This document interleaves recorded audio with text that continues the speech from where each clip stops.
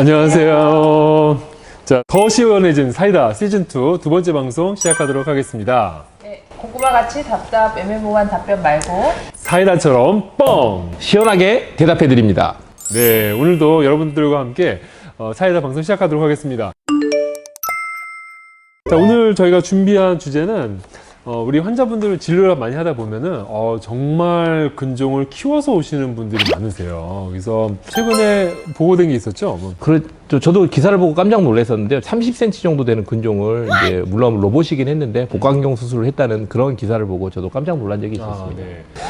그렇게 클 정도면은 임신 한 어느 정도 될까요? 거의 막달 아닌가? 맞죠?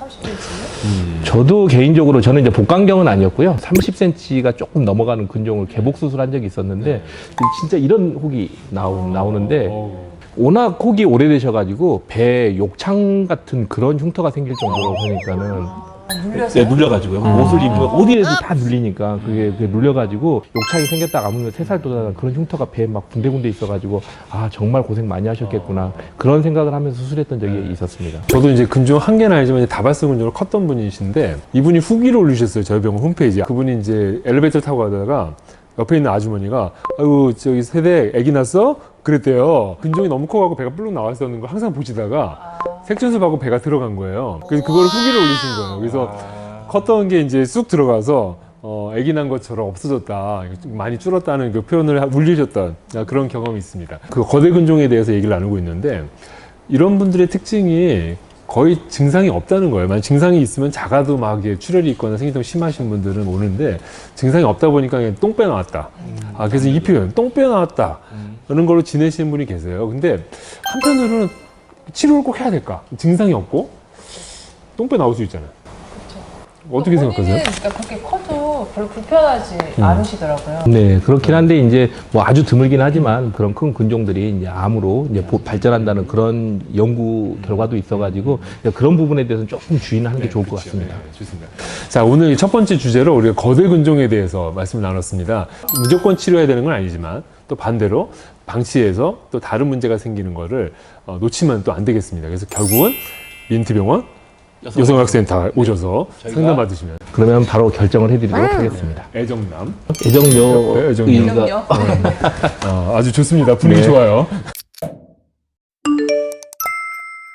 오늘 두 번째 얘기는 이제 난소 얘기로 좀 넘어가도록 하죠. 난소 기형종. 이게 일반인 분들한테는 좀 이게 신비롭기도 하고 좀 특이한 형태의 종양이에요. 네. 어떤 종양이죠? 우리 난소 박사님. 난소 박사님. 난소 기형종은 말 그대로 이게 기형인 거죠. 난소 안에 그러니까 생겨서는 안 돼, 뭐 지방이라던가 머리카락, 뼈 이런 것들이 기형종으로 생기는 걸 난소 기형종이라고 하고요. 보통은 20대, 30대 초반에 많이 생깁니다. 그 딱 보면은 진짜 머리카락도 보이고, 그렇죠. 이빨도 보이고. 어떻게 치료해야 되나요, 기형종은? 근데 이제 기형종 같은 경우도 이제 아까 우리 김하정 원장님 말씀해 주셨던 젊은 여성분들한테 생기기 때문에 이제 수술의 시기를 선택을 하는 게 가장 중요할 것 같습니다. 이제 너무 어린 나이 때 수술하게 되면 수술 시에 난소를 좀 손상 우려가 있기 때문에 이제 그런 부분도 있고 또 너무 커지게 되면 이게 기형종이 아까 말했던 지방 조직이 많기 때문에 잘 꼬이는 특성이 있어가지고 이제 기형종이 꼬여가지고 자칫 치료 시기를 놓치게 되면 이제 난소까지 제거하게 되는 그런 경우가 가끔 생기고 그래가지고 이제 옆에서 지켜보면서 그 치료 시기를 잘 결정을 해야 되는데 되게 중요하네요. 네. 근데 이게 암이 될 수도 있잖아요.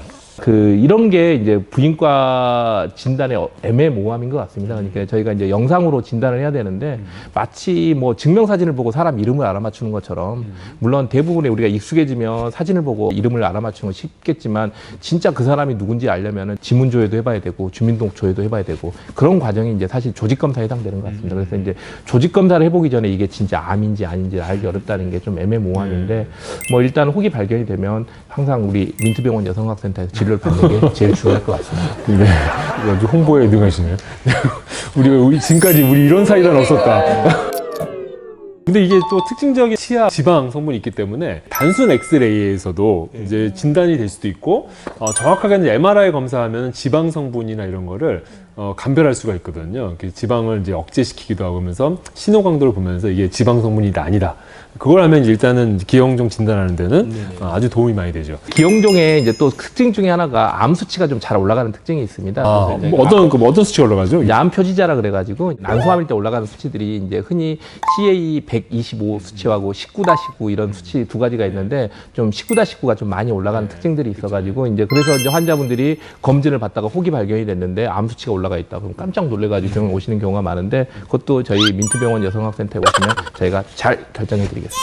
아, 대단하신데. 기승전 기승전. 자, 우리 이제 세 번째, 요즘에 그 뉴스에도 나오기도 했지만 코로나 백신 맞고 부정출혈이 생겼다.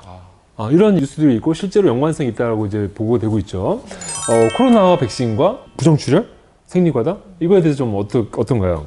생리가 끝났는데 백신 접종 후에 다시 생리 시작한다. 뭐 생량이 늘었다. 최근에 이제 이런 증상으로 진료를 보시는 분들이 많더라고요. 이제 아무래도 그 이제 부정출혈은 산부인과의 외래 환자들이 내원하는 가장 흔한 이유 중에 하나이기 때문에 부정출혈은 예전부터 지금까지 쭉 있어 왔었었는데 이제 과연 백신을 맞은 이후에 생긴 부정출혈이 백신과 연관성이 있을 것이냐 없느냐를 물어보게 되는데 뭐 사실 이제 백신이 개발된 지 얼마 안 됐기 때문에 저희 산부인과 의사들도 경험이 많지는 않아서 전반적인 분위기는 연관성은 있다라고 지금 보고 있는 중입니다. 특히나 이제 백신의 주 또 부작용 중에 하나가 혈전 부작용인데 저희가 이제 호르몬제를 많이 처방하다 보니까 호르몬제에 의한 부작용이 또 혈전이 있기 때문에 어떤 약과의 상관관계라든가 뭐 또 이런 문제도 많이 그렇게 되는 것 같습니다. 그래서 이제 아마 좀 더 깊은 연구가 되어야 되겠고 어느 정도의 그 증상 연관성은 있는데 그렇다고 해서 이거를 맞지 말아야 되는 이유가 되는 건 아닌 것 같고요. 정기적인 체크와 또 다른 원인에 의한 부분들을 잘 감별해서 진료를 받는 게 무엇보다 중요하겠습니다. 그리고 이제 백신 같은 경우는 주로 이제 면역 반응에 의해서 이런 증상들이 나타나기 때문에 대부분 일시적으로 나타나서 사라지는 경우가 많아가지고 팁을 드리자면은 하고 있던 치료라든가 이런 것들이 좀 문제가 될 것 같으면 한 2주 정도 간격을 두시면은 큰 문제는 없을 것 같습니다. 자, 오늘도 방송 유익하셨나요? 여러분들에게 유익하고 시원하고 애매한 걸 정확하게 전달하는 사이다가 되도록 더욱 노력하도록 하겠습니다. 오늘도 마무리할까요? 네. 사연 많은 여러분의 자궁근종 이야기 이젠 더 이상 고민은 NO. 다 털어놓고 사이다 답변. 원샷 하세요. 네. 잡다죠. 자, 네.